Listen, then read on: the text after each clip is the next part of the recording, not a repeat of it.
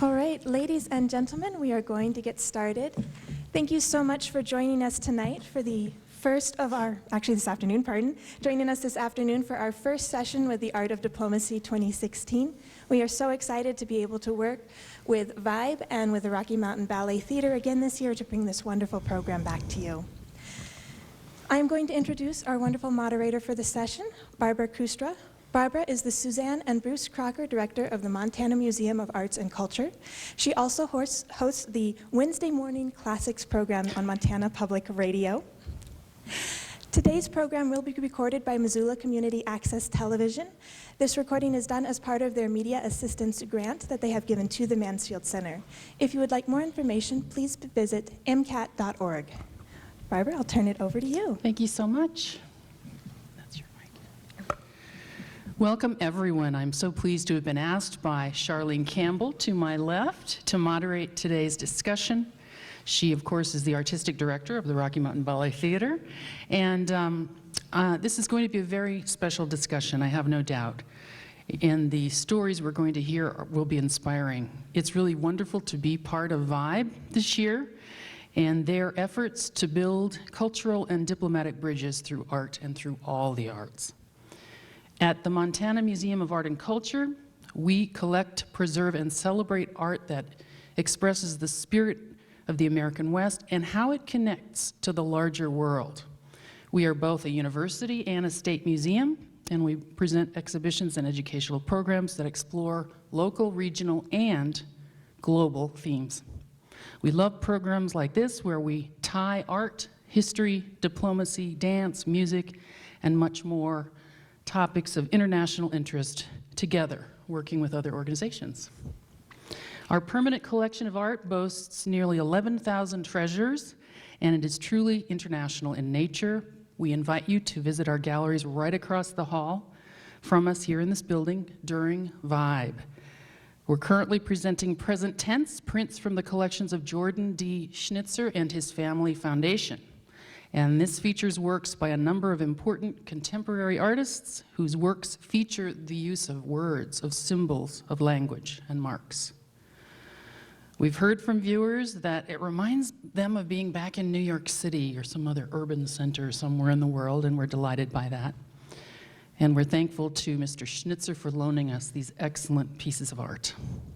So do come visit. We're open till 6 today. We're open from 12 to 6 tomorrow. And then on Saturday, still during VIBE, we'll be open 12 to 3.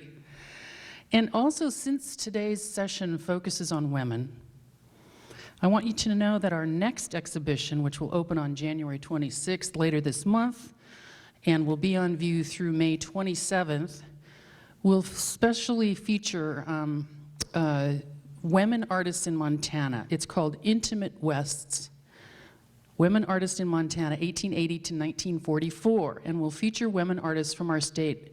And in most of the cases, they are pretty under-celebrated. We want to celebrate them, much like we're going to celebrate Malvina Hoffman today. And so don't miss the Schnitzer prints this week and women artists later on.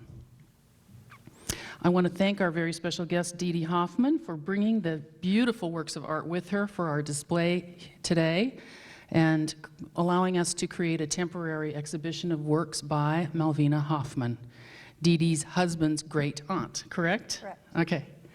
A couple of these works also belong to Charlene, so I wanted to also offer some special thanks to Jeremy Canwell for setting up this short but wonderful show.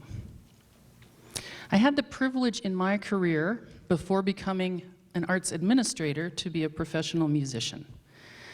And in my mostly classical music career, as a clarinetist, I performed at the Kennedy Center for the Performing Arts and at Lincoln Center in New York City, among other venues, and had a real pleasure and honor to perform with some of the greatest dancers of the 20th century, including Rudolf Nureyev and Mikhail Baryshnikov, the Dance Theater of Harlem Dancers, Virginia Ballet, Washington Ballet, and others. I've played the Nutcracker Ballet more than 200 times, like most orchestral players in the world of dance, I suppose. I've admired dancers for a very long time and been part of the critical connection, I think, of music and dance. Now, as the director of a museum, I appreciate evermore the connection that visual artists make to artists of other expressions, as we'll hear a lot about today. So I'm now going to begin with a little introduction of Charlene Campbell. Carrie, that's her full name now. Artistic director, RMBT. She was born in Chicago and began her ballet studies with her mom, Elizabeth Gillette Campbell. Going on the train at the National Academy of Arts and later at the ABT, the American Ballet Theater, where she became a member of the faculty as assistant to director Patricia Wilde. Ms. Campbell's career has continued uninterrupted since 1976, during which time she danced at Radio City Music Hall, worked as choreographer for Chicago's Light Opera Works, spent 7 years as ballet mistress for the Hubbard Street Dance Company, and served as a leading dancer or choreographer for hundreds of ballets, operas, nightclub acts, and industrials. She has continued to coach, to teach, and to choreograph all over the world at institutions including the Broadway Dance Center in New York City, the Balletto di Roma, and the Corpora Choreographic Institute in Naples. In 1998, she opened Rocky Mountain Ballet Theater in Missoula, Montana, a place we all know pretty well. RMBT has over 50 original ballets in its repertoire and began touring internationally in '02. Prior to the '08 Olympics, Ms. Campbell led an RMBT delegation of 46 Montanans to Beijing, Guilin, Yangshuo, Suzhou, and to Shanghai as part of a 2-year project which produced the Montana program.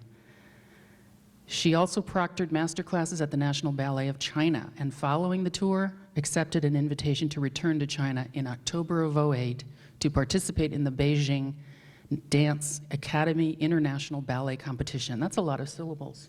Yeah, and Lu Bing is here. Ah, wonderful. It's amazing. That's where I met Lu Bing.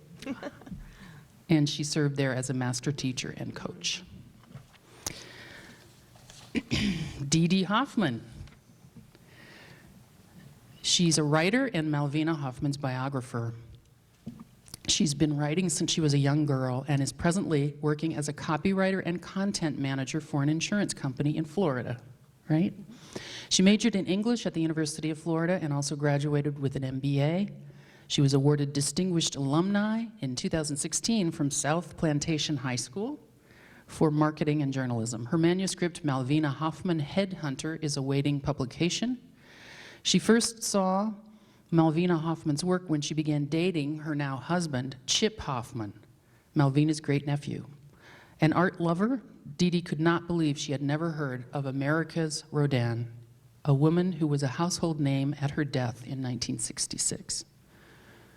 Dee Dee hopes to bring Malvina Hoffman back into her rightful place in American history and in art history.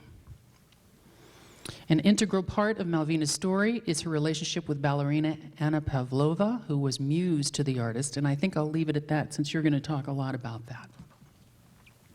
Today's topic is how art promotes women and democracy. We will hear first from Dee Dee, and then we'll hear from Dee Dee and Charlene about the connection between them and between Malvina and some folks that Charlene knew, and Radio City Music Hall. And then we'll close with questions and answers and finish up around 1 o'clock. And from 1 till 1:15, 1:20, you're more than welcome to come and view these pieces of art up closely. So please give a warm, on a cold day, but give a warm Montana welcome to Dee Dee from Florida. Thank you. I'd like to thank you all for having me here today and for coming to learn about Malvina Hoffman and Anna Pavlova. They're two women that I've grown to love deeply, and Malvina Hoffman, as Barbara mentioned, I had never heard of her. She was a sculptor, and she also was a force of nature. She lived a life that was huge, and her art was a big part of it. When she died in 1966, she was the front page of the New York Times obituary. She was so important to art and to adventure and to women, but she's now forgotten. I'm also going to talk about Anna Pavlova, and I'm not an expert in Anna Pavlova, but I do feel like I understand the relationship between these two very special women. And just to give you a little bit of background, Anna Pavlova, when she was born in Russia in the middle of winter, was born to a woman who was a washerwoman. She didn't have a whole lot of money, and her father, Pavlova's father, died when she was young. And when she was 8 years old, she went to the Mariinsky Theater and saw Sleeping Beauty and fell in love with dance and decided she would become a ballerina. Her mother encouraged her but didn't really think it would happen. But in fact, Anna Pavlova had so much determination and she worked so hard that she was invited to become a student at the Imperial Ballet School. She rose through the ranks so quickly that she bypassed the corps de ballet and eventually became a principal and one of the most important dancers for them at the time. Now, she was only 4 years older than Malvina Hoffman, but by the time the two women met, she was an international star in her mid-20s. Malvina Hoffman was born in New York City, and she came from a whole different world. Her father was the pianist for the New York Philharmonic, and she grew up in the music salon for all of New York. So she grew up surrounded by music, the best in the world, and opera singers and musicians, and they would come to her home to rehearse or just come together and play music and enjoy their time together. Her mother was a member of New York society, the old New York, and actually the one written about in The Age of Innocence, and we think Madame Olenska might actually have been her mother in some form. So because of this, she got to know many of the most important people in New York, the patrons and the great collectors of art around the world. So her friends' homes had Matisse and Picasso and Renoir and Rodin in their homes, and these people fell in love with Malvina. At about 8 years old, too, she started to show talent as an artist. She was a prodigy. And because she came from a home of artists, they encouraged her. Back then, let's kind of talk about what was happening when these women were growing up. It was Victorian times. It was the 1800s. And for many of the younger women here, I don't know if they really understand what that meant. It meant that women had no power, no authority. If they got married, they owned nothing, especially in Europe. They didn't own their property, and sometimes they didn't have rights to their children. And also, when they were born to get married. That was pretty much their function, and then to have an heir.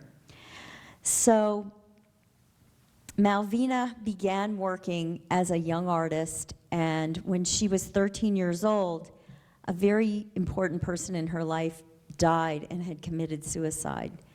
And she was a young teen and didn't know how to express it, and ran to her room and took out some clay and created her first bronze. And in clay, she created Despair, and it was of a girl that was sobbing, weeping in her hands. And her father came up and saw what she had done, and he put his arm around her and said, "I'm afraid you're going to be an artist." So let's talk about these women and their lives together. See if I can do this right. Yep. So this story really takes place between 1910 and 1937. That's what I'm going to focus on. And there's many reasons for that, but it's the relationship between these two women which is the focus today. Now, in the early 1900s in Paris, many things were happening to change art in the performance arts and in the visual arts. It was kind of an explosion of change. They called it the avant-garde, and avant-garde means experimental, new, different. And one of the things that happened was two American women came to Paris. Loie Fuller, who was one of the first modern dancers, came to Paris and took it by storm with her dancing in the Folies Bergère. And I always mispronounce that, so I apologize. But she was known for having gel lighting, which was very new on stage. And she had these scarves that she would twirl around on stage. And it was very free, very different than anything else that people had seen. Isadora Duncan also came to Paris, and both women had a relationship with Rodin. Now, Auguste Rodin at that time was one of the most modern sculptors ever. He changed sculpture from classic and traditional to the very modern. Rodin was not popular for many years, and until he was the age of 50, his work was rejected by anybody who cared about art.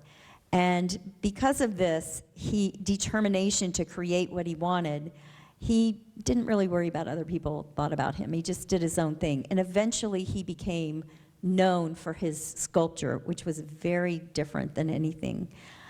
So Loie Fuller was a dancer, and she and Rodin became friends. And they also became lovers. And he also he went into business with her. She would bring back his bronzes to America and sell them for him, although he didn't really trust her with the money. So that didn't last too long. Isadora Duncan rented studio space from Rodin's studio. He owned a hotel called the Hotel Biron, and it literally was a hotel, and it was a center for the arts in Paris. And so Isadora Duncan's dance company worked out and practiced at his Hotel Biron. So in 1910, Malvina Hoffman had come to Paris at the urging of her patrons to study with Rodin. Now, Rodin was in his 70s. He was towards the end of his career, and he really didn't need to bring on a student. So when she knocked on his door as a 25-year-old in 1910, she was turned away 4 times. The concierge wouldn't let her in. He had a way with women, and this was a young, pretty girl, and she just felt that it was trouble. But Malvina Hoffman was pretty determined. So she knocked again, and on the 5th time, she refused to leave until Rodin met with her. So he came to the door, and she showed him her portfolio, some portraits of some sculptures that she had done, and he thought she was pretty good. But he was in the middle of talking about his artwork to some gentlemen, and he asked to be excused, and he went to a marble and started to explain to the gentleman a poem that was the inspiration for the marble, and the poem was a French one, and everybody was communicating in French at this time because it was in Paris. And he forgot the lines to the poem, and he became very angry. He had a horrible temper. And Malvina touched him on the shoulder and said, "Master, I know the poem." And he couldn't believe it, and he belligerently said, "Well, tell me the poem." And she recited the entire poem to him in French. And at that point, he became endeared with Malvina Hoffman and gave her the keys to his studio and took her in as a student. She went on until the end of his life to become his protege and his very good friend. So in the 1900s, other people were coming to Paris that were young and free in the art world. One of them was Sergei Diaghilev, and he was a Russian who was promoting dance and art, but he especially was promoting dance with his Ballet Russe, which started in 1909. And what he did was he brought the best dancers from Russia to Paris during the off-season to dance with his company. And he brought young composers and young choreographers and just kind of let them go. And names like Balanchine and Nijinsky and Claude Debussy, the composer, and were very much a part of it. As well as he brought in local artists like Rodin, Matisse, and Picasso to do the sets and the costumes. It was very creative, and Anna Pavlova was one of the dancers that was with the Ballet Russe. Now at this point, Anna Pavlova and Malvina Hoffman have never met. Malvina Hoffman had seen works of art of the ballerina and knew of her, but she didn't know her. And so she was very interested in meeting them. When she came in 1910, Isadora Duncan was no longer at the Hotel Biron, but Malvina Hoffman did get to know them and got to know all the players that were out there The Ballet Russe really changed everything. As I said, Diaghilev took these classically trained ballerinas and dancers and gave them a whole new way of dance. Now, before the Ballet Russe, ballet was codified. So the women all danced in unison and wore tutus, and the men were kind of in the background. What happened with the Ballet Russe was the men were able to come and have center stage as well, and the costuming started to look like the characters of the actual dancers. So it was very different than what was happening, and Anna Pavlova was a part of that as well.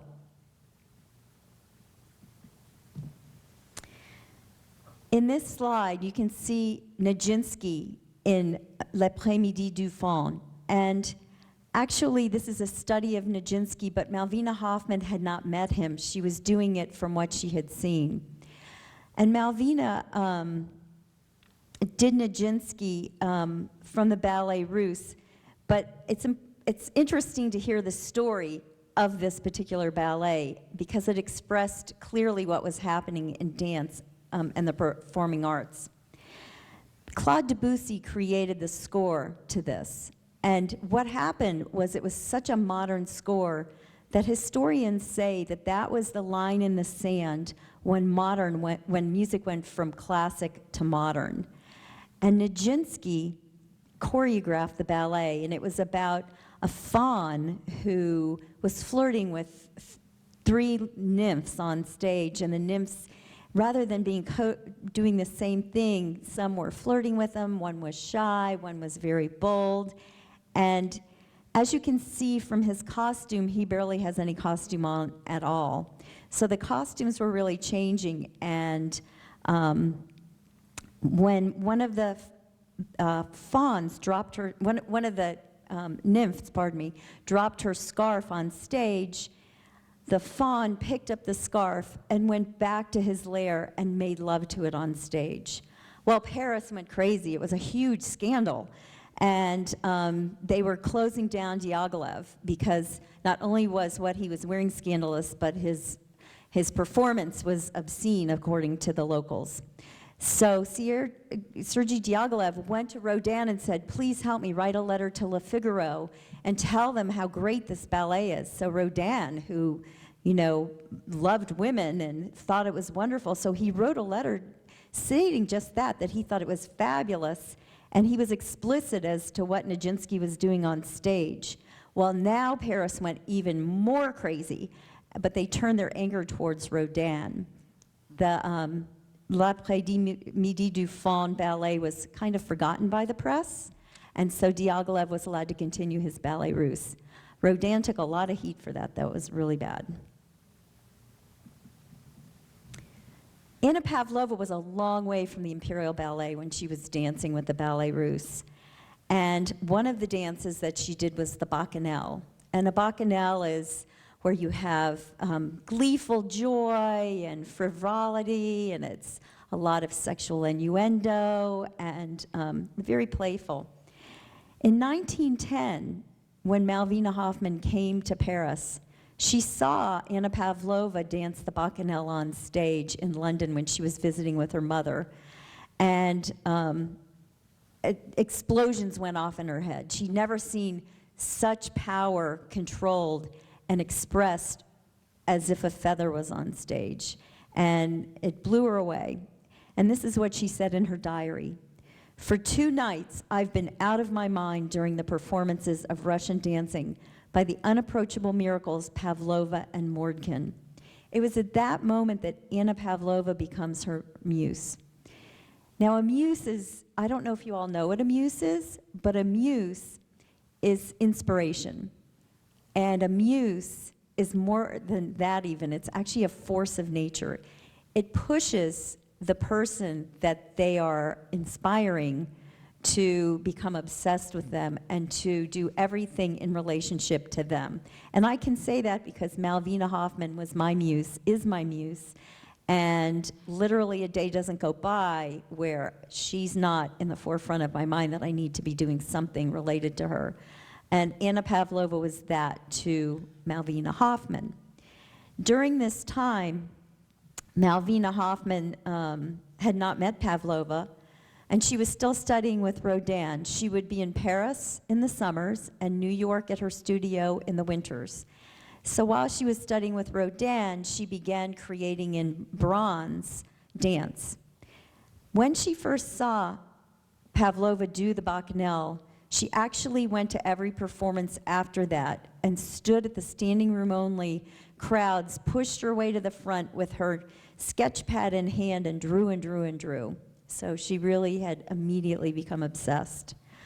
As she was working on the dance while she was studying, she also had other commissions. So this wasn't a full-time thing that she was doing with dance. She had other major commissions. She was becoming an artist on her own. She was earning money, and she was still studying with Rodin. But she, as she was working on this, and I've just lost my train of thought, I apologize, but she kept talking to Rodin about what she was working with. And she would show Rodin her work. And he loved it. And he said, what I really want you to do is go and study anatomy and dissection. He said, it's my greatest regret that I didn't learn how to really be able to show musculature in motion and on my bronzes. So every time she went back to New York for the next 3 years, she did go and study dissection at the Cornell College of Physicians and Surgeons. During this time period, and it's really from 1910 until 1914, Malvina Hoffman, again, like I said, was working on the dance. And she used models because she didn't know Pavlova and she had no access to get to her. And she created 2 groupings called Russian dancers. One of the Russian dancers that you see up on the stage, on the screen, is actually won first prize in the Paris Salon. This was a big deal. Rodin never won anything at the Paris Salon, and it was his greatest desire to win. And they always rejected him, but she won first prize. And it looks like a realistic sculpture. Everything about it looks realism. You can see the muscles in her legs, and you can see, you know, exactly what they look like. But this was a modern sculpture because it was one of the first ones that ever showed motion in bronze. So by the 2 dancers being a little bit off balance, you can feel that they're going to have some forward momentum. And the scarf that's flowing in the background is also very modern, because up until then, sculptors weren't really showing movement in clothing and things like that. Usually there it was draped.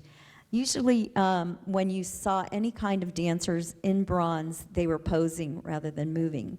And that's why she won first prize.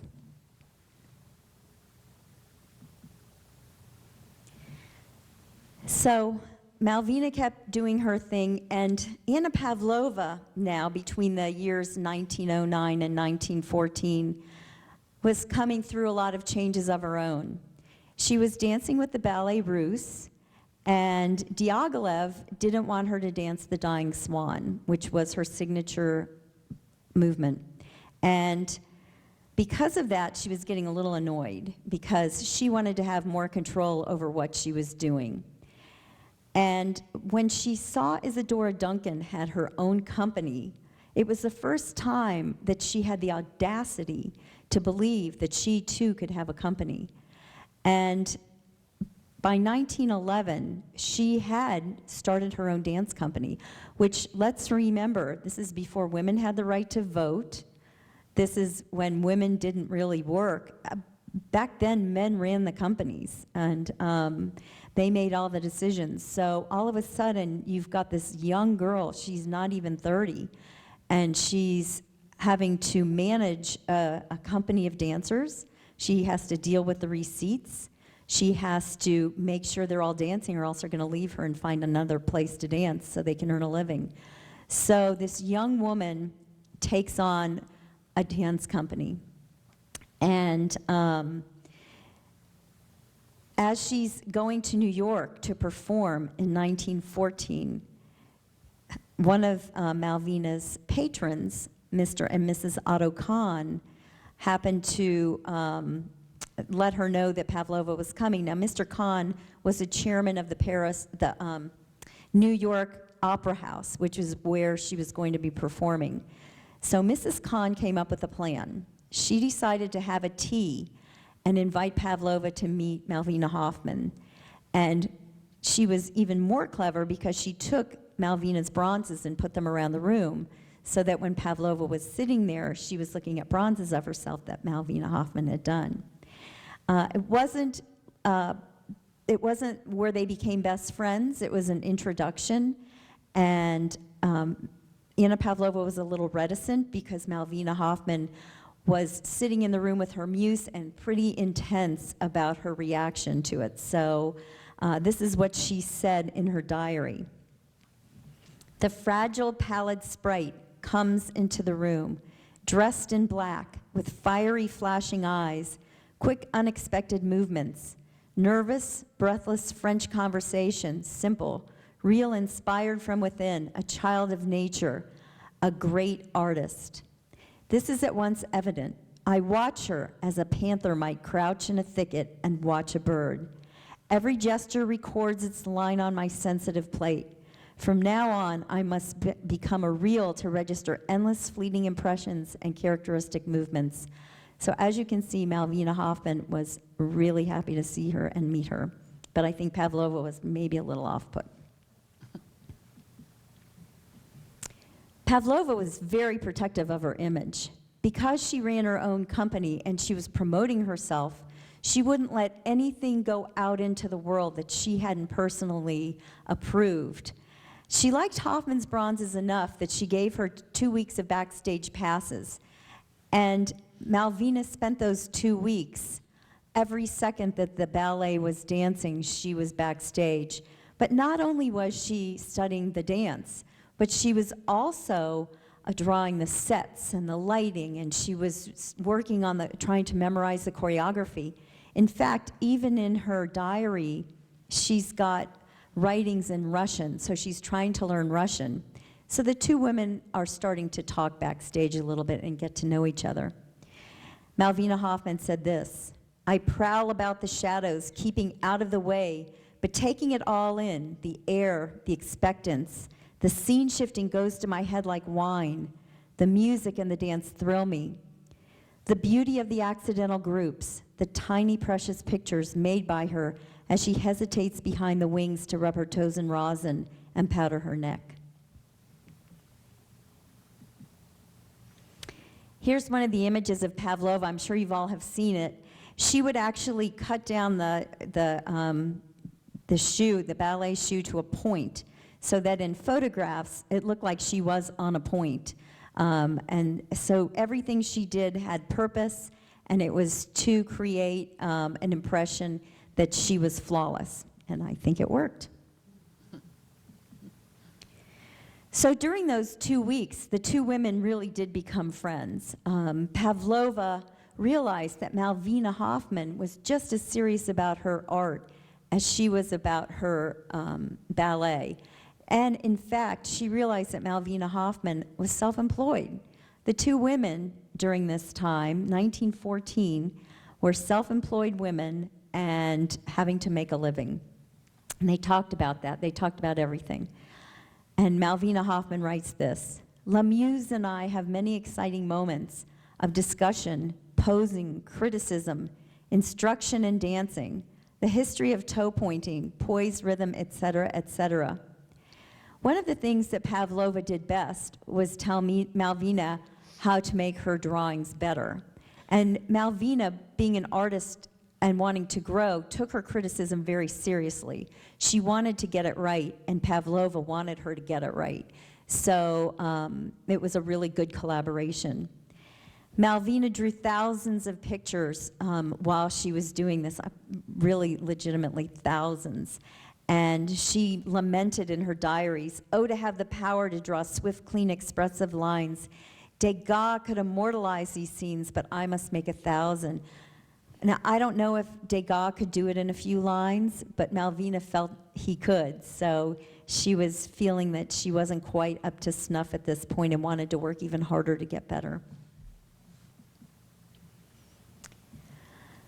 After Pavlova left New York and went back touring, and she toured all over the world, she had to keep her company going, Hoffman went back to Paris. And during this time where she wasn't with the ballerina, she started to come up with some other ideas. And one of them was called the Bacchanal Frieze.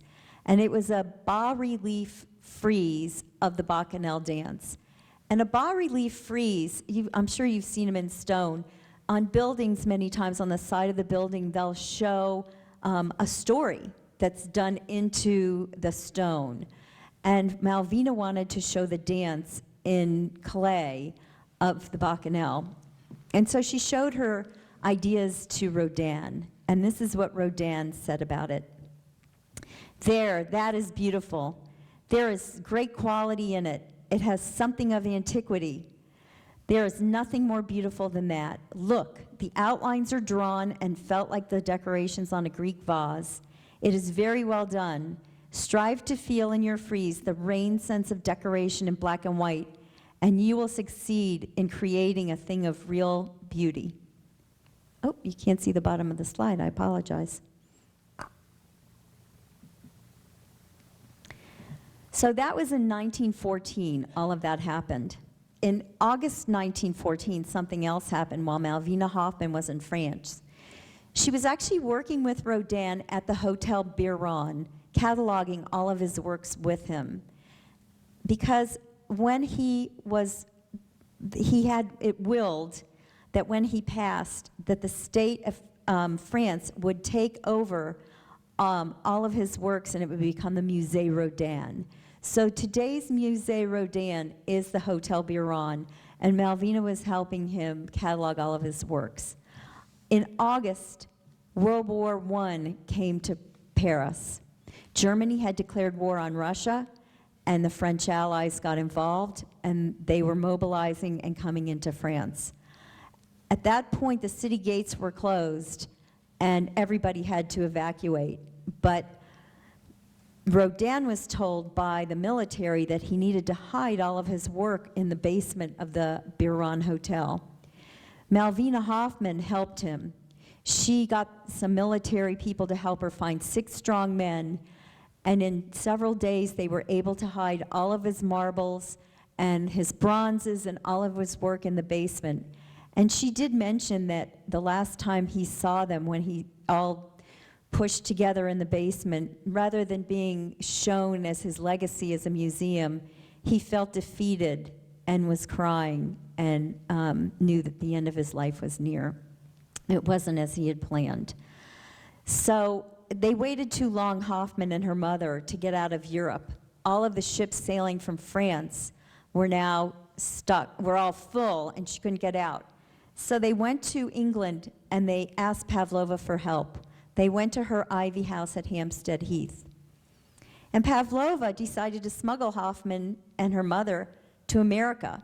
What she did was she said they were in charge of all the sets and props going to America in 5 days shipping, and that's how they got there. Her company was going to follow a few months later, and so they had 5 days to kind of talk. It's at this time that the two women really solidified their friendship. They spent 5 days at Ivy House while war was ravaging around them, and stories and posters of bloody battles and the military losses were coming through. So the women kind of formed a cocoon around them and only talked about dance and their work and what they were doing and how to promote their work and how to keep earning income so that they could support their staff and their family. During this time, Pavlova decided to have Malvina Hoffman create her posters and her new playbills. And then she also was told about the idea Malvina had about the bas-relief. And Anna Pavlova said yes to this bas-relief. And at first glance, you wonder, why would she do that? That is a big project. But Pavlova really wanted, her dream was that after she was gone, her great legacy would continue. That was really what she was striving for. She wanted to be immortal in some ways. And she had been trying to do it on film, but back then film was new and rudimentary. And they couldn't capture the ballet in it. When they would show it, it was too slow, and they couldn't get the whole stage, and it just didn't look good. She did not give permission for anybody to show her films from the ballet. So she felt that this bas-relief would immortalize her in dance, and also she would have control over exactly what it looked like. So she agreed to do it. The project took 15 years to complete of the two women, and Anna Pavlova posed for about 10 of those.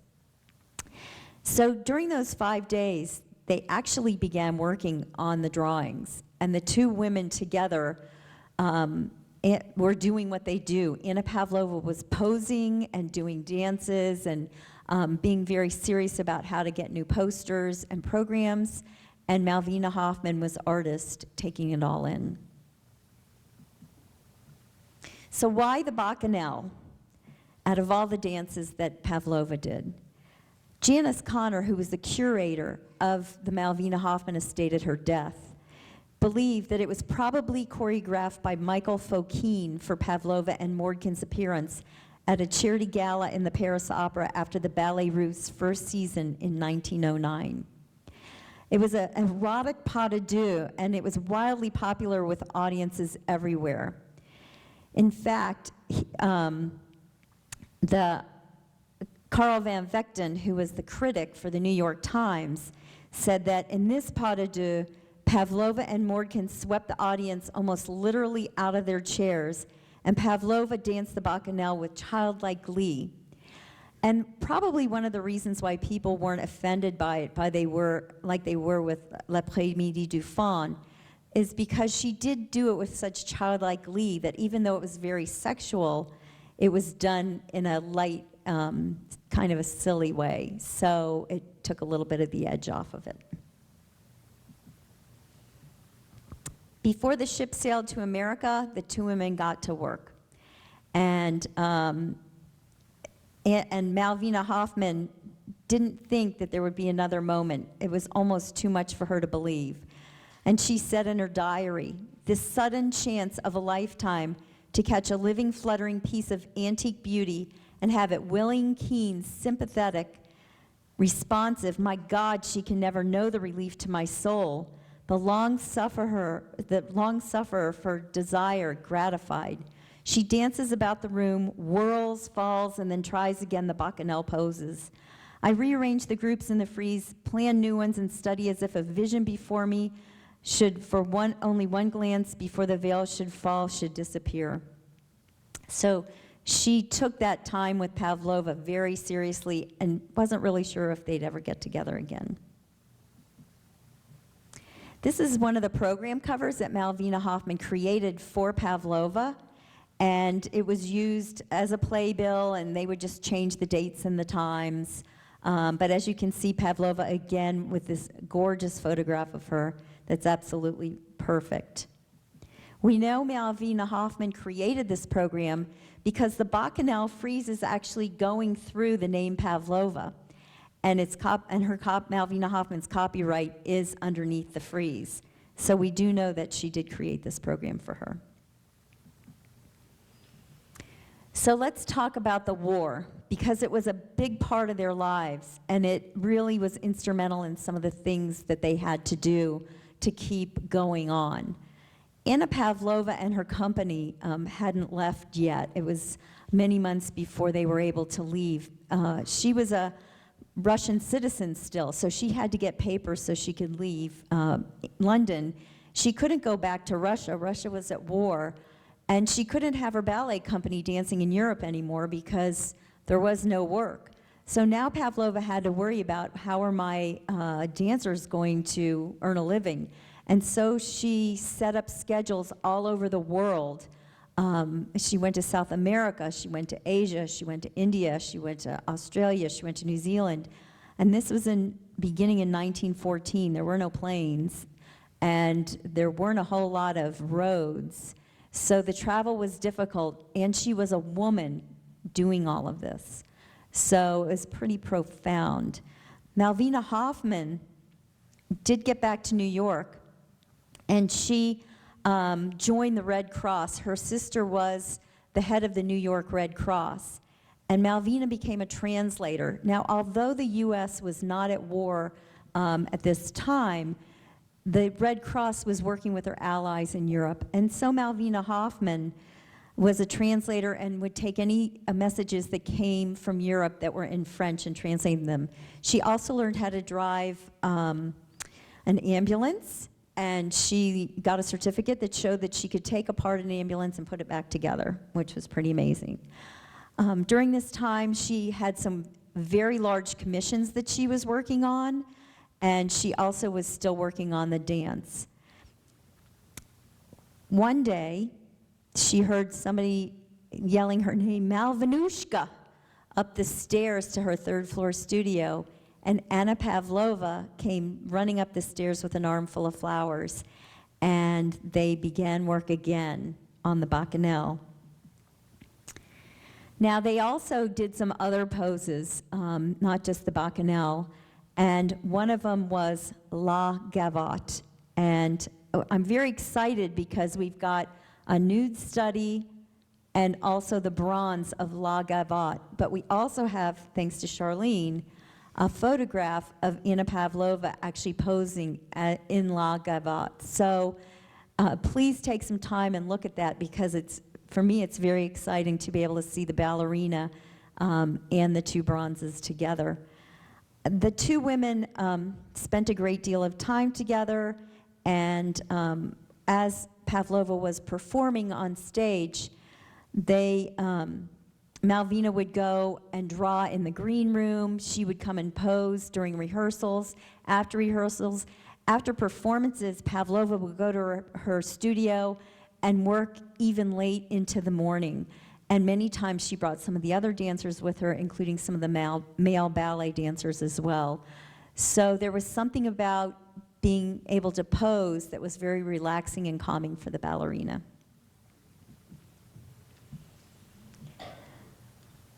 Malvina said this about her times with the ballerina at her studio posing. And then, against a green wall, standing, turning her torso as a flower turned towards the sun, smiling, young, naive, the pose from the Bacchanal before she falls, exhausted. I cannot draw a line, it is too much, but the impression, like a vision in my dream, will stay forever in my spirit. The bronze that you see on the screen is La Paris. It's not from the Bacchanal, but in it, you've got Novikov, the dancer, posing with Pavlova. And in it, if he kisses her, she dies. But he's allowed to dance with her and be with her, but he just can't kiss her. But she's irresistible, and he does kiss her, and she falls to the ground, and the lily falls out of her hand. And that's what you're looking at on this. But while they were actually creating this bronze, Novikov wanted to actually be posing kissing her, because he thought getting to kiss her for many, many hours was a good idea. But Malvina thought it was more interesting if it was that moment after the kiss. So poor Novikov, he was very unhappy about that. So after the war finally was ending, 1919 came along, and things were kind of getting back to normal. And two exciting things happened to Malvina Hoffman. One of them was that her Russian dancers was seen by Léonce Benedit, who was the curator of the Luxembourg Gardens and the Musée Rodin later. And he saw this in a Cleveland home as he was meeting somebody in Cleveland, and asked if he could put it in the Luxembourg Gardens. This was the greatest honor any sculptor could have in their lives. And of course, permission was granted by everybody involved. So in 1919, Malvina Hoffman became the first woman ever to be in the Luxembourg Gardens. And she also was only the second American in the Luxembourg Gardens. Now, the reason why, if any of you have been there, that you haven't seen her bronze there, because during World War II, when the Nazis were looting the Louvre and taking all of the great art out of Paris, they also took this sculpture, including the pedestal, and it's never been seen again. Another thing happened in 1919. Malvina Hoffman was asked by Herbert Hoover to, because she was so involved with the Red Cross, to go to Yugoslavia after the war and help him determine how to end mass starvation in Europe. One of the things people don't realize, especially probably in America, that the repercussions of war is starvation. And when Malvina said yes to this task, she didn't realize that what she was going to see was disease that goes along with starvation, and people that had no clothes, threadbare in their clothes. Most of the men were gone. It was mainly women and children that were left behind. And Malvina Hoffman was in 7 weeks in Serbia, Croatia, and she wrote a report and called her patrons back in New York and said, please send as much clothing as you can and raise as much money as you can for this effort. But Herbert Hoover took this information and came together with a plan to help end the mass starvation in Europe. So the work really began for the Bacchanal after this time, and the women started posing when they were together, and Malvina started drawing. On the left-hand side, I guess it's your left, is a clay of the actual several of the panels from the Bacchanal. Now, a sculptor does everything in drawing first because they want to see what they're going to be creating, and then they put it into clay, and then the clay is put into plaster. And in the plaster, that's where the mold is and the bronze is poured. So when you see the clay panels, this is before they became plaster. And the reason why that's important is because these don't exist anymore. The clay is destroyed during the plastering process. So, but you can see the absolute beauty of the movement in it. And there were 26 of these panels that they created over that 10-year period. This drawing is with Novikov, and it's a study for the 15th panel. This is one of the plaster panels from the 26 panel Bacchanal. Now, I will tell you that this it's never really been seen before, and it's only been viewed maybe 2 or 3 times in the history of its existence. And it's all in plaster. It never did get bronzed. During this 10-year period, both women had to travel for their work. It caused them months and months of separation. Anna Pavlova, from 1921 to 1925, traveled so much that they say she was actually performing 2 of those years on stage. And she was traveling all around the world. She was able to go back finally to Europe, but she literally never stopped performing. Malvina Hoffman was also traveling. She had studios in Paris and in New York. She went to North Africa to do some work for several months. And so they decided to photograph the 26 Bacchanal groups. For Anna Pavlova to allow these photographs of her, some of them in the nude, showed her great respect for the artist Malvina Hoffman, because she had to allow something that she controlled all the time to be in the hands of somebody else that she had no control over. So the 2 women had a great respect for each other. And actually, it was a time for Pavlova to let loose, and she would play with the camera, and she enjoyed doing it. After the 10 years of the 2 women working on the Bacchanal frieze, Anna Pavlova no longer had to pose. So it was a time when both women were actually allowed to kind of be together and rest together. Malvina Hoffman started doing some other studies of the ballerina, who was still her muse. One of his is my favorite is Anna Pavlova in marble. And this was when she was in her late 30s. And she's in repose, and she looks tired. This is a woman who never stopped working. So in this particular pose, it's almost as if she's reflecting back about her life, and she's a little sad and she's a little tired. The mask that you see is not a life mask and it's not a death mask. It was actually sculpted, but it's erroneously called a life mask and sometimes a death mask. Now, Malvina Hoffman created with Pavlova the Farewell Tour program. And Pavlova never stopped dancing, but she did think that she might retire, so she had this Farewell Tour program that went with her when she traveled. And inside of it is the Bacchanal frieze, most of the panels. So again, you can see that Pavlova loved this project that she did and was proud of it, as was Malvina Hoffman. The front of the cover is a gilt panel from the Bacchanal frieze.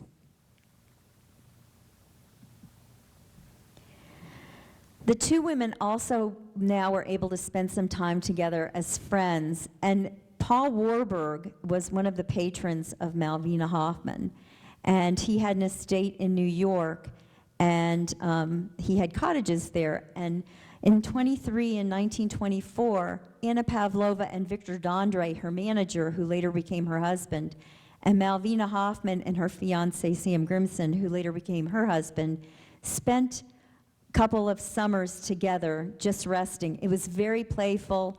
Actually, there's pictures of Anna Pavlova and Malvina Hoffman doing the Bacchanal, and it's a frightening picture. But in the pond is Malvina Hoffman's boy with panther cub, and Anna Pavlova just relaxing in front of it. Despite their long periods apart, the two women were always in constant communication.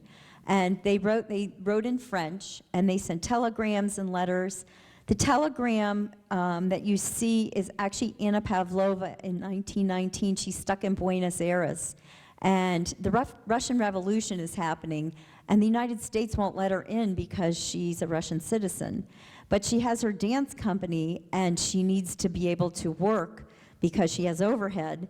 And so she's pleading with Malvina to go to the State Department to help her get her company into New York, because otherwise she's going to have to release her dancers, and they've been with her for 5 years. So she didn't want to disband the company. And it must have worked because they continued dancing. And the lower letter on the right is a letter that she wrote during the war from Casablanca. She was there with her mother, trying to get her mother to France. And it's actually a letter just from one friend to another saying, gee, I haven't heard from you, we can't get any mail, this is what's happening. And it's more of just her telling her the news of what's happening in her life. Up at the very top, you'll see Malvina Hoffman's diary, and she talks about Pavlova's coming into town and what they're going to be doing and who they're going to be meeting. And whenever the two women were in Paris, London, or New York at the same time, they would always get together.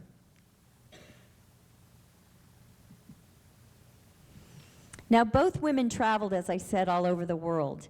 Pavlova was in constant motion, and she went to Japan and India and all over the Asian continent. And so this is one of her dances that was inspired by the dances over in the other countries, and it's called Oriental Impressions. Malvina Hoffman also was obsessive about dance, and she traveled all over the world, and no matter what commission she was working on, excuse me, no matter what commission she was working on, she always made it a point to find the dancers, thank you, to find the dancers and draw them and sketch them and sometimes put them into bronze. So both women were very aware of dance around the world and very engaged in it. One of the other reasons why Malvina Hoffman traveled around the world is because in 1930 she was given the largest commission in the history of bronze art. To date, I believe it is still the largest commission. She was awarded a commission to bronze 105 life-size people from around the world for the Hall of Mankind for the Field Museum in Chicago. Now, this was not a small thing. What was happening in the 1920s with art and with women was, instead of going to competitions like the Paris Salon, galleries were starting to take over. And the galleries were won by men, and men weren't putting women in their galleries. So Malvina Hoffman was looking for a way to differentiate herself because she knew it was getting harder and harder to get into the galleries. Also at this time, the world was in a depression. And so the great commissions, the great huge commissions that she would get were no longer coming in. So this field museum kind of came at the right time for her to rebrand herself, I guess. And she was awarded $1.4 million in today's dollars, which was in 1930 the highest paid to any artist ever in the history of art. So, and she was a woman that a board of directors of all men hired. So the whole thing was pretty spectacular that she got this commission. Now they wanted it done in 3 years, which is probably insanity. And truthfully, I don't think there's an artist today, even with the modes of transportation, that could complete this in 3 years. Somehow Malvina did it. And she had 60 men in the foundries in Paris working to bronze and patina these 105 bronzes. So what she had to do, she first went to Paris, and she had to figure out how she was going to do this commission. And then she started working and finding people that the anthropologists from the museum, the different, as I'm using the word races, as they did back then, but just the different people from different places from around the world, cultures, that they wanted to put in this anthropological study. And so she was in Europe doing some of those planning, and in 1931, she was just getting ready to leave for her actual trip around the world. And Anna Pavlova came and said hello to her. She was on her way to Prague and wanted to meet with Malvina Hoffman. Malvina Hoffman said hello to her and was happy to see her. Victor Dandre was there, and Pavlova wasn't feeling too well. So they begged her to stay, and she said, no, I have to dance. I have a contract. I have to go. So she left for Prague. She left for The Hague, and she got stuck at a train platform, and it was in the middle of winter. And she was there for 4 hours, and by the time she got to The Hague, she was very, very ill and was diagnosed with pleurisy, which is similar to pneumonia. The doctor said she needed surgery, and if she didn't have the surgery, she would never be able to dance again. So she said no to the surgery. It was then a great shock to the world that Anna Pavlova died at the age of 49 at The Hague in January 1931. Known as the Dying Swan, it is said that on her deathbed she said to her maid, "Get my swan costume ready." So Victor Dandre called Malvina Hoffman immediately, and she came to his side, and in London they had a Russian funeral for the ballerina. But Malvina Hoffman didn't stay. She was distraught. This was her beloved muse, her best friend, and she had to travel around the world to create these sculptures. So she immediately left and began her journey around the world. She went to Japan, and the Japanese were getting ready to invade China. And so there were soldiers everywhere. They were mobilizing. And every train she was on, every boat she was on, the Japanese soldiers were also following her there. She went up to the northernmost island of Japan to study the Ainu people, which probably don't even exist anymore. They were so ancient. And the only people ever to have seen them from America was Charles Lindbergh. So the two of them were the only people who had ever seen the Ainu. After that, she went to China, and on her boat was the Japanese cavalry and their horses. As she got to China, she got to go to Beijing, and she was there for 6 weeks, fell in love with China, just loved it. And she then had to travel back down to Shanghai. As she got down to Shanghai on her rickshaw to the hotel, the Japanese embassy was bombed by the Chinese as they were passing by. And so they realized they were in trouble here. So they had one person to sculpt while they were in Shanghai. They made him come immediately. he came to their room, and he actually posed in their hotel room. And at midnight, Malvina Hoffman, and there were three other people in her group, left for Hong Kong. That morning, the Japanese had destroyed the hotel, so she just barely got out. From the weather in the freezing cold winter weather in Japan, she then went to the South Pacific, and she started going into the jungles to do the Pygmy warriors and other headhunting tribes. And it was very different because back then, when she was out in the jungle, it was the real jungle. There were panthers, there were elephants, there were monkeys that kept throwing things at her. And it was hot, it was humid, and she was tired. She was 40 years old at this point. And so it was very difficult for her to do that and keep going. But she persevered, then went on to India, and then went back. And in 1933, the commission was completed at the Chicago Field Museum. And over the lifetime of it, over 10 million people went and saw that exhibition. One of the things that happened after Anna Pavlova died and before she went on her journey was Malvina Hoffman couldn't even mention her name. She couldn't talk about her. And as she set sail to go, she went through the US and then went to Asia. She went that way in her travels west. And she wrote in her diary finally, "To my beloved Anna Pavlova, my muse at the spirit of beauty." And then she began to write pages and pages of all of her memories of Anna Pavlova. So it was very painful for her to lose her beloved friend. What did their friendship really look like? These were two women who were sole providers for their staff and families. It was two women who were raised in the Victorian times when women had no authority or power.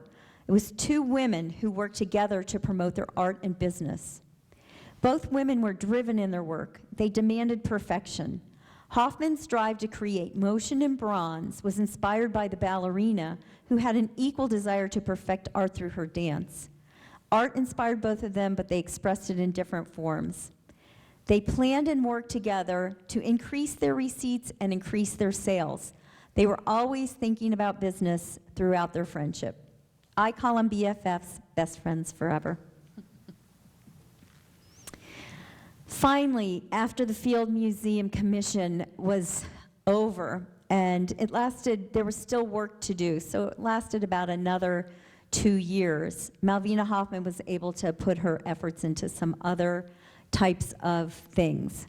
One of them, she came up with an idea that was inspired by Anna Pavlova. The two of them had conspired and thought about doing this Dance International. It would be a dance exposition displaying dance from all over the world. Dance would be displayed in art forms covering the years 1900 to 1937, because that's when art and dance really became modern. Up until the 1900s, everything was classic. But with the Ballet Russe, everything changed to modern, and the dance you are doing today are actually a result of the Ballet Russe and what was happening in Paris at that time. So she really stuck with that time frame. The works of art were shown. There were motion pictures of dance. There was a film festival, and photographs for everybody to see. It premiered October 10th, 1937 at Radio City Music Hall. And again, it was a tribute to the ballerina. Mayor LaGuardia opened the Dance International, and it was front page news in New York. It lasted 6 weeks. And they showed Pavlova's Dying Swan for the first time. There were 2,000 items of dance from 40 countries. There were films of Isadora Duncan and Diaghilev's Ballet Russe. And Nijinsky, unfortunately, he suffered from schizophrenia, but he still drew ballet, pictures of the ballet in the asylums, so those were also on display. For the first time ever, the Bacchanal frieze was shown in its entirety. And also, Malvina Hoffman, as part of her Field Museum Hall of Mankind, she spent 2 months in New Mexico working with the Native Americans down there. And her friend Mabel Dodge was actually married to one of the tribal leaders. So during that time, she was invited to come and see all of the different dances. So she necessarily had the Native American dancers come and dance during Dance International. And of course, they were Degas bronzes of dancers, which were fabulous. Every Tuesday, Thursday, and Saturday for the 6-week periods, they had standing room only recitals. So it was a very exciting time. What else was happening with Dance International? Martha Graham performed. The Picasso Ballet, which was created by Jean Cocteau, who was a very avant-garde poet and writer. He also choreographed this dance, and he had Picasso create cubist sets for the Ballet Russe dance.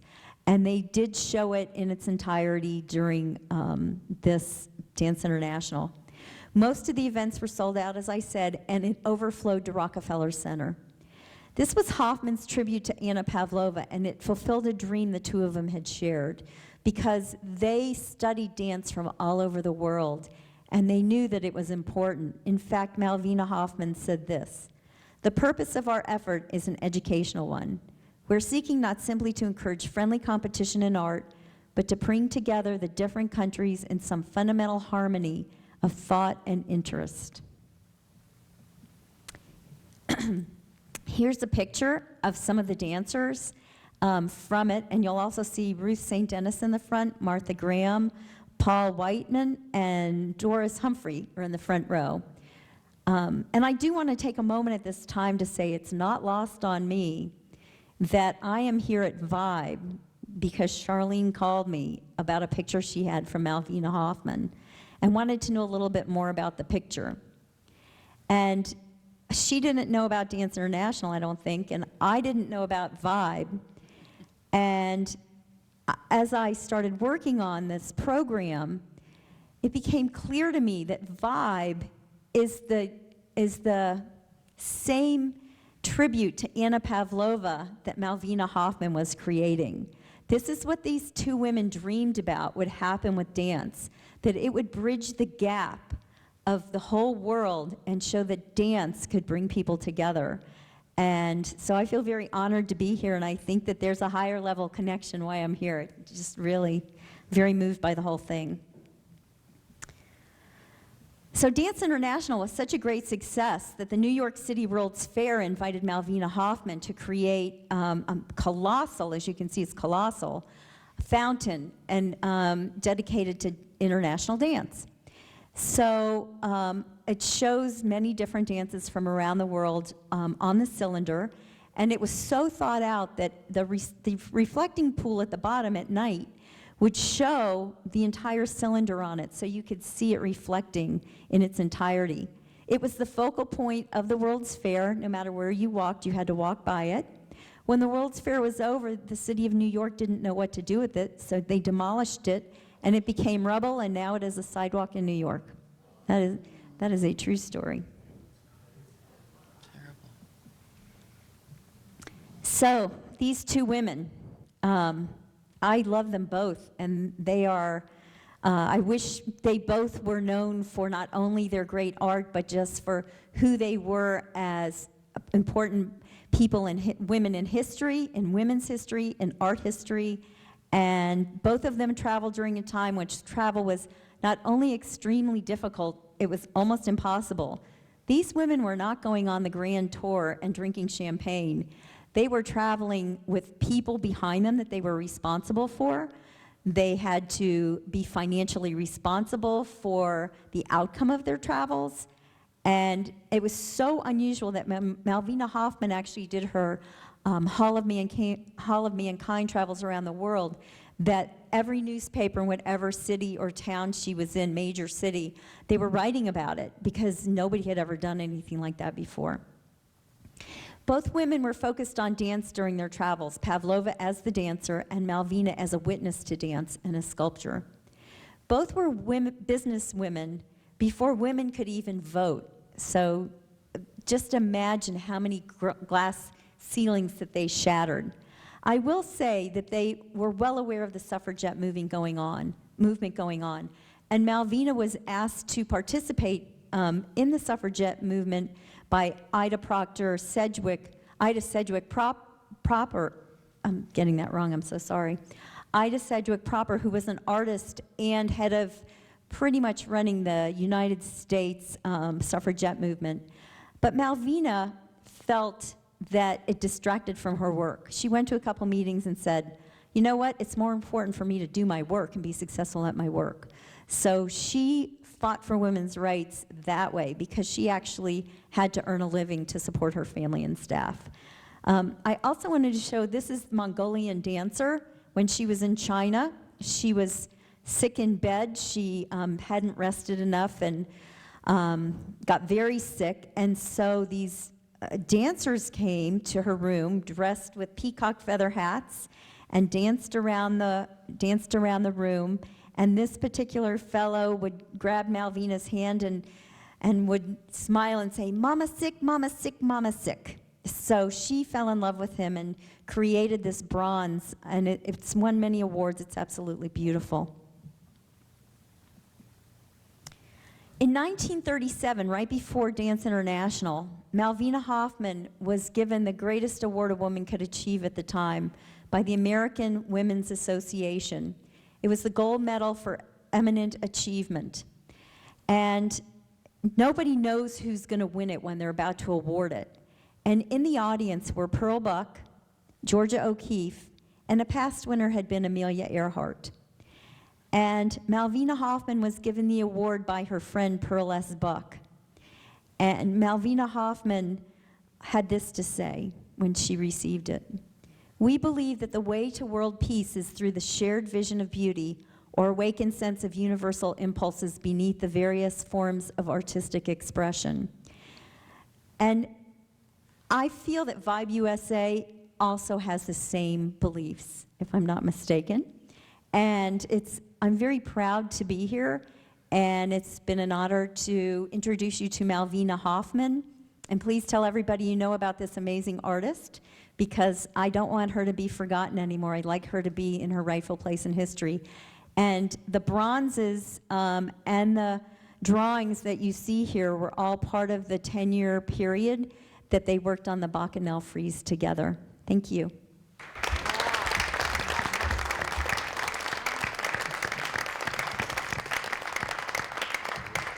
Dee Dee, thank you so much. That was just a wonderful and outstanding presentation and a fascinating, fascinating story of amazing lives. So I'll turn now to Charlene and to hear more about this connection between you two. Well, I know that next year I could do an entire event just about my mother and her experiences that would tie into everything Dee Dee has said too. So to briefly bring this full circle, which is why I'm here, the picture on your far left, where from the frieze where they're bending backwards, about a year ago, because my home and my basement and my life has actually been cluttered with great treasures from my family. And I've had just a miraculous, very lucky childhood, unusual, very similar to some of the ladies you've heard from today in my roots in Chicago. But we finished Vibe USA, and that picture was in my dining room, and I've been carrying that thing around for, you know, from Chicago to Los Angeles to Montana. And I really didn't know what that picture is. But it is among my treasures from my mother, my family, and Radio City Music Hall. And I had been given great detail on many of the things I had received from my family. And I have Vincent Minnelli drawings that were, he was the costume designer at Radio City Music Hall. And all these things that had been explained to me, but not this. And not the photograph that she had casually said, well, yes, that's Pavlova. So I thought, well, I guess it's not that important. After Vibe USA, really tired, I thought, I'm just going to walk over and take a look at what the heck that thing is. Went to my computer, plugged in Malvina Hoffman, and went to Facebook, and there it was, the page for Malvina Hoffman, and that's the image that I have in my dining room. So I quickly wrote on the Facebook Messenger, I have that image. I went to bed at 2 in the morning. Well, it's, 8 a.m. I have a message from Dee Dee. Oh my goodness, how, where, why? And I hadn't told her my background, and then I started to say, my mother had danced at Radio City Music Hall, and she had been a great, great ballerina, prima ballerina at Radio City Music Hall following World War II. And she also had been, a child of the Depression, French family, oldest of 4 girls, and had a very difficult time deciding how she was going to become a ballerina, but very similar to these Pavlova stories and everything else. By George, she got to New York and she got the job, and she replaced Nora Kay, who left and became a great ballerina elsewhere. It's miraculous that these women not just thrived, but survived throughout the ages. And at Radio City Music Hall right after World War II, besides a romantic thing, my father had served in World War II too, and was a violinist and a filmmaker and a wonderful writer. He was working across the street at the NBC, and so they had a stage door Johnny love affair, and they began to collect these great treasures in their life through music, through art, through film, through dance. And by the time it was early 60s and I was a little girl, I was old enough now that they would start taking me to Radio City to see the Christmas show and the Easter show. And you must realize that there was no Balanchine yet, there was no Joffrey, there was no American Ballet Theater. So Radio City Music Hall truly was the showplace of our nation. And they were never well known for doing Swan Lake, Nutcracker, or Sleeping Beauty. It was original ballets. It was original ballets for a huge audience. Millions and millions of people came here. So it shaped what would become Las Vegas, what would become the Joffrey, what would become American Ballet Theater. It was the beginning of American ballet, really. And these artists that were Melvina Hoffman or Vincent Minnelli, Judy Garland's husband, they worked at Radio City Music Hall. This was their early lives too. So when my mother got her job in the ballet company, she also became friends with the choreographer, and the choreographer's name was Margaret Sandy. Margaret Sandy was a former Ziegfeld Follies girl and was considered the original American jazz dancer with Jack Cole. Well, Margaret Sandy liked my mother very much, probably because she worked harder than anybody else, and she was very beautiful. She hadn't had much training, but she was very beautiful, and she very rapidly rose up through the ranks. My mother also had an interest in choreography. So she would help Miss Sandy, and there was no labo notation or ways to write down the choreography. My mother helped her write it down. It's very similar to these stories, and I didn't know that much until today. I have the notes of those ballets from the 30s and the 40s and the 50s that were treasures of Miss Sandy's and were given to my mother. So when I saw this, my first call was Dee Dee, and then she asked me how I had it, and I said, it came to me through this choreographer at Radio City Music Hall, and then through my mother, along with many other treasures that Miss Sandy has passed through my family. My next call was Radio City. And I said, I just talked to Melvina Hoffman's family, and the archivist there said, oh my goodness, that was the biggest exhibition at Radio City Music Hall. And I said, and by the way, I have the notes from Miss Sandy's ballets. So I flew to New York to meet with Radio City. And this has really opened up, I don't know yet, for the future, because most of us, and I'm sure everyone in here, when you think Radio City Music Hall, if you think Radio City Music Hall, would think the Rockettes, right? So this was the ballet, and there's not many stories about the ballet, but the ballet was great. It was great. And so this treasure came down to me through Miss Sandy, who also staged Rhapsody in Blue, and these huge monumental productions. Miss Sandy has passed away, and what's ironic about all of this, I was at Radio City Music Hall in the late 70s. And when my parents came to see me at Radio City, there were still people working there that, there was the milliners and the shoe people, and they thought I looked like my mother, and many of them were elderly. They were in their 90s, and they were still working there. It was a family place. People stayed there their whole lives, and my mother always was happy that she never had to tour, that she could stay in New York and not have to tour and have a family, et cetera. So, ironically, all these years later, here I am in Montana. And I must say that my work is definitely shaped, not just by me and my mother, but these women that came before. All of these collaborations were not a choreographer isolated thinking about making a new ballet. It was instrumental that they met the filmmaker, the composer, the choreographer, the Diagoli of ballets. We could talk about those endlessly. But these treasures from Miss Sandy, it's just crazy that now they're with me, and they're at Rocky Mountain Ballet Theater. Our little children who do the undersea ballet, when Disney came in and took over in the late 70s Radio City, there's been many, pages of history of Radio City Music Hall. I happened to be there at the time, and they literally, it was like a garage sale. I was in the basement saying, I'll take the undersea scarf if nobody wants it, and I'll take the hot pink shoes from the disco number, and anything that I could bring. And I brought them home to Chicago because my mother had a school at the time.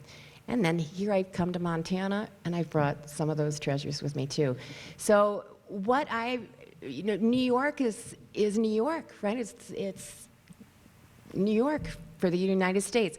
Montana, I've made it my life's work to bring those stories to our next generation of children and to represent Montana wherever we go with this new work. And so we're going to wrap it up. And these photographs across the front, the parents who study with me, their children pass by these all the time. And when they get to a certain age, I take them by the hand and point out my mother and these various things, and the undersea scarf that's in there, and the movie stars that came in here. Bugsy Siegel's girlfriend is down here, and all of the treasures of the stories. But I guess to just wrap it up, it's a full circle. It's a full circle. And thank you, Dee Dee.